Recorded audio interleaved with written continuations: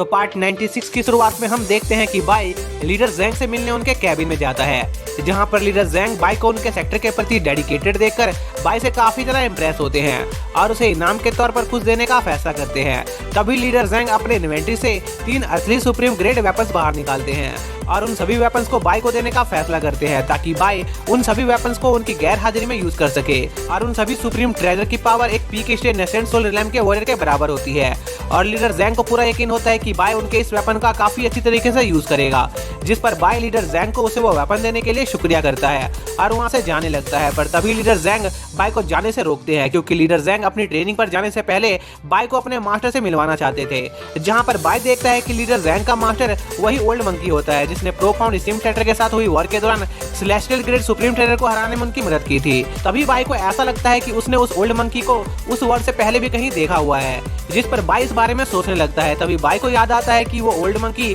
वही बदमाश बंदर था जो उसके पिल को खाकर मर गया था, जिस पर ओल्ड मंकी बाई को बताता है कि असल में उसकी रियल बॉडी की डेथ काफी लंबे समय पहले हो गई थी और न जाने कैसे वो बाई के पिल को खाने के बाद इस मंकी की बॉडी में दोबारा से अपनी सोल को रिकार्नेट कर पाया और ऐसा सिर्फ 2 ही कंडीशन में हो सकता था, या तो बाई का उसके साथ कोई रिश्ता हो या बाई उनके फ्रिगेट सेक्टर के किसी डिसाइपल का डिसेंडेंट था, जिस वजह से वो बाई की पिल की मदद से अपनी सोल को उस मंकी की सोल के साथ रेसोनेट कर पाया था। और बाई ये जानकर काफी तरह हैरान था कि वो ओल्ड मंकी फ्रिगेट सेक्टर से बिलोंग करता था। तभी वो ओल्ड मंकी बाई से कहता है क्योंकि बाई उसके मास्टर फॉरेन स्पिरिट से पहले भी मिल चुका था, इसलिए वो ओल्ड मंकी बाई को कुछ देना चाहता था जो फ्यूचर में उसकी मदद कर सकता था। और हम देखते हैं कि वो ओल्ड मंकी बाई को उनके फ्रिगेट सेक्टर की एक टेक्निक देता है जो उनके फ्रिगेट सेक्टर की ओरिजिनल सीरीज में से एक थी और स्पिरिट स्टीम सेक्टर की ज्यादातर कॉम्बैट आर्ट्स उनके फ्रिगेट सेक्टर की टेक्निक से ही ड्राइव की गई थी। तभी बाई को भी महसूस होता है कि उस ओल्ड मंकी द्वारा दी गई टेक्निक की एनर्जी उसके अब तक महसूस की गई सभी टेक्निक की एनर्जी से काफी ज्यादा पावरफुल थी और ओल्ड मंकी को उम्मीद होता है कि बाई उनकी इस टेक्निक का यूज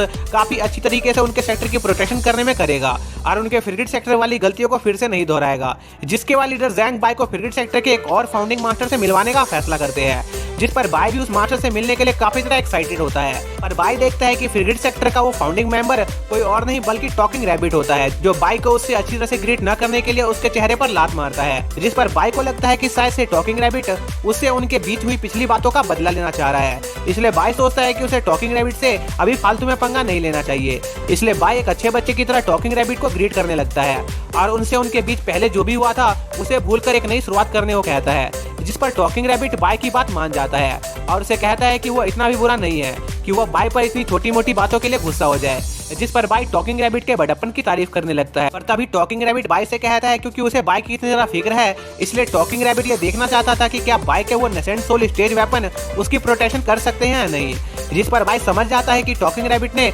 अभी उसे माफ नहीं किया था, इसलिए बाई वहां से अपनी जान बचाकर भागने लगता है। पर तभी टॉकिंग रैबिट बाई पर हमला कर देता है और उसे बुरी तरह से पीटने लग जाता है, जिस पर बाई टॉकिंग रैबिट से कहता है कि उसने जो टॉकिंग रैबिट को दूसरे लोगों से पिटवाया था वो सब टॉकिंग रैबिट की ही गलती थी, क्योंकि टॉकिंग रैबिट बार बार उसकी सीक्रेट बातों को जोर जोर से चिल्लाकर सभी को बता दे रहा था, जिस वजह से बाई कई बार मरते मरते बचा था, जिस पर टॉकिंग रैबिट को और ज्यादा गुस्सा आ जाता है और वो बाई को एक जोरदार लात मारकर दूर उड़ा देता है, जिस पर बाई समझ जाता है कि टॉकिंग रैबिट उसकी कोई भी बात सुनने के मूड में नहीं है, इसलिए वो अपनी जान बचाने के लिए जंगल की तरफ भागने लगता है और टॉकिंग रैबिट से कहता है कि वो उनके नए सेक्टर का लीडर है जिसने उनके सेक्टर को बचाने के लिए न जाने कितनी बार अपना खून बहाया है, इसलिए टॉकिंग रैबिट को उसे नहीं पीटना चाहिए, जिस पर टॉकिंग रैबिट बाई को पीटना जारी रखता है और उसे कहता है कि वो जानता है कि बाई ने उनके सेक्टर के लिए क्या क्या किया है और वो आज बाई को पनिशमेंट देकर उनके सेक्टर की ही भलाई कर रहे हैं। इसी दौरान ओल्ड मंकी और लीडर ज़ैंग बाई और टॉकिंग रैबिट की पकड़ाई को देखकर मजे ले रहे होते हैं, जहां पर लीडर ज़ैंग ओल्ड मंकी से कहते हैं कि काफी लंबे समय बाद उन्होंने अपने सेक्टर में ऐसी चहल पहल देखी है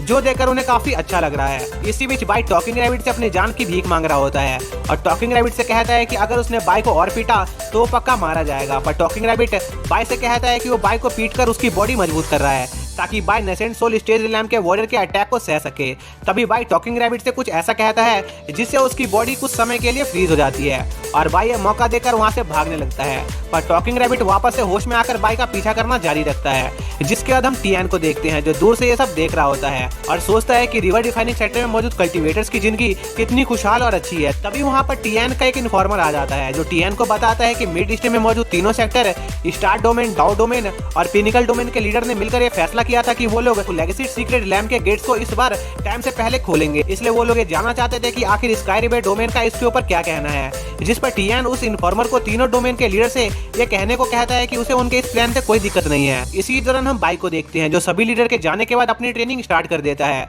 और अपनी ट्रेनिंग को स्टार्ट करने से पहले उसने टॉकिंग रैबिट को कुछ वर्ड्स बोल दिए थे, जिन्हें वो पूरे टाइम तक बोलता रहे और उसे डिस्टर्ब न करे। जिसके बाद बाई उस ओल्ड मंकी द्वारा उसे दिए गए फ्रिगेट सेक्टर के सीक्रेट आर्ट्स को कल्टीवेट करना शुरू कर देता है, जहां पर बाई को पता चलता है कि उस फ्रिगेट सेक्टर के स्क्रोल के अंदर विल ऑफ द आइस की टेक्निक मौजूद थी, जिसे कल्टीवेट करने के लिए बाई को थोड़े से हेवन रीचिंग रिवर के पानी की भी जरूरत थी। इसलिए बाई थोड़े से हेवन रीचिंग रिवर के पानी का इंतजाम करने के बाद will of the ice technique को कल्टीवेट करना शुरू कर देता है, जिस पर बाई अपने कल्टीवेशन का इस्तेमाल करके वहां पर काफी सारी आइस को क्रिएट करने लगता है और उस आइस को अपनी विल से कंट्रोल करने की कोशिश करता है। और थोड़ी देर तक प्रैक्टिस करने के बाद बाई अपने आसपास मौजूद सभी आइस को अपने विल के हिसाब से कंट्रोल कर पा रहा होता है, जहां पर बाई को यह बात भी पता चलती है कि अगर बाई अपनी will of the ice technique को उसके पीक लेवल तक ट्रेन करेगा तो वो हेवन रीचिंग रिवर के पानी तक को भी फ्रीज कर सकता है, जो कि किसी भी टाइप के टेक्निक से अफेक्टेड नहीं होती है। इसलिए बाई अपने will of the ice technique को कल्टीवेट करना जारी रखता है और अपनी ट्रेनिंग को खत्म करने के बाद बाई देखता है कि उसकी कल्टीवेशन की वजह से वो पूरा रूम पूरी तरह से फ्रीज हो गया था,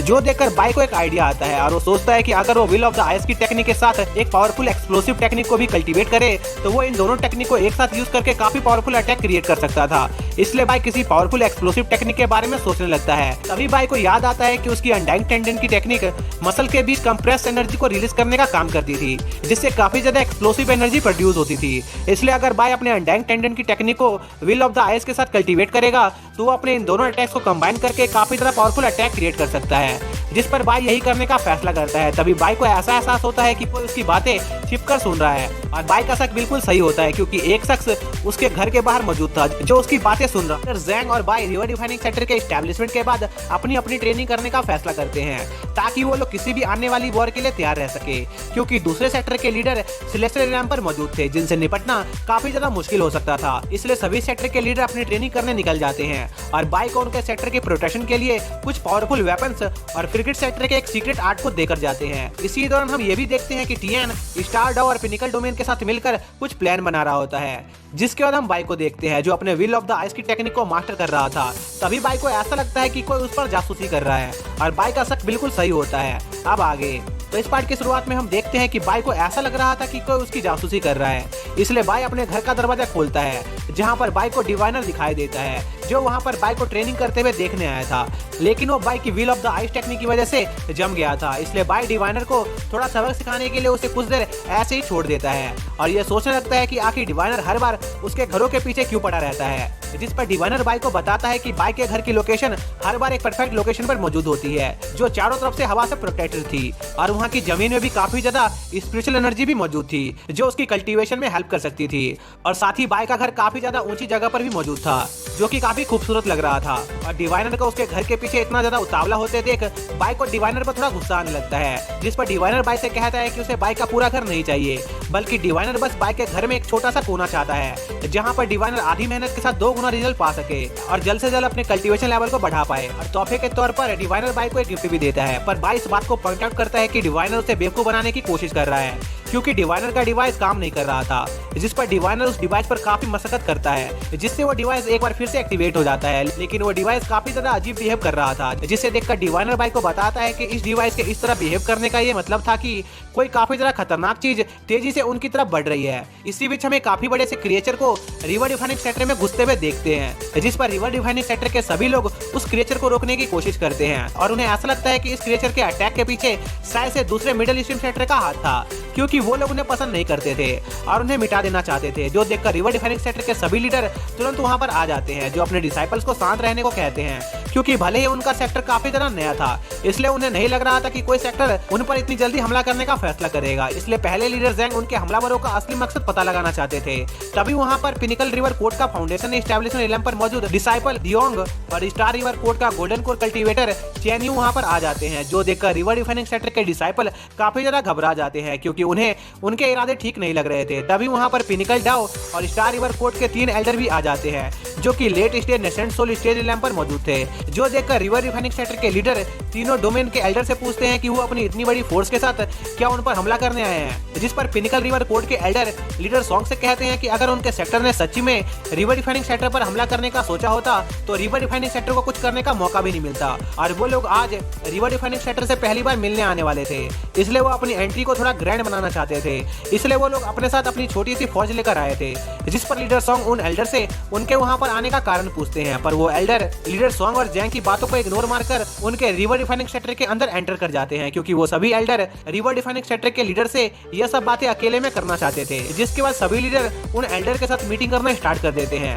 जहाँ पर वो एल्डर लीडर जैंग को बताते हैं कि वो लोग यहाँ पर उनके रिवर डिफाइनिंग सेक्टर को एक मौका देने आए हैं, क्योंकि उनका रिवर डिफाइनिंग सेक्टर हाल ही में बना था, इसलिए उनकी पावर उनके सेक्टर के मुकाबले काफी ज्यादा कमजोर थी। इसलिए वो चाहते थे कि रिवर डिफाइनिंग सेक्टर के डिसाइपल उनके साथ सीक्रेट रिलैम में एंटर करे, ताकि वो लोग भी सीक्रेट रिलैम के अंदर मौजूद रिसोर्सेज का फायदा उठा सके। जिसके बाद वो एल्डर लीडर जैंग को लेगेसी सीक्रेट रिलैम के बारे में बताना शुरू करते हैं कि लेगेसी सीक्रेट रिलैम का पोर्टल हर 60 साल में एक बार खुलता था, जहां पर काफी सारे रेयर और पावरफुल हब्स मौजूद होते हैं। साथ ही उस रिलैम में कुछ लेगेसी स्केल भी मौजूद थी, जिन्हें मास्टर सेक्टर अपने पीछे छोड़ गए थे, और जो सेक्टर अपनी जर्नी के दौरान जितने ज्यादा लेगेसी सील्स को कैप्चर करते थे, उसके हिसाब से ही अपर स्ट्रीम उनकी रैंकिंग स्टैब्लिश करते थे। और कुछ समय पहले उन सभी सेक्टर के बीच की रैंकिंग सेट हो गई थी, लेकिन रिवर डिफाइनिंग सेक्टर ने स्काई रिवर फोर्ट पर हमला करके उन्हें डिस्ट्रॉय कर दिया। और वो लोग रिवर डिफाइनिंग सेक्टर से इसलिए इतनी नफरत करते थे क्योंकि उन्होंने स्काई रिवर फोर्ट को तब हराया था जब उनकी पावर बस 30% पर मौजूद थी, इसलिए वो लोग रिवर डिफाइनिंग सेक्टर को उनके इक्वल नहीं मानते थे। इसी दौरान डियोंग और चैनयू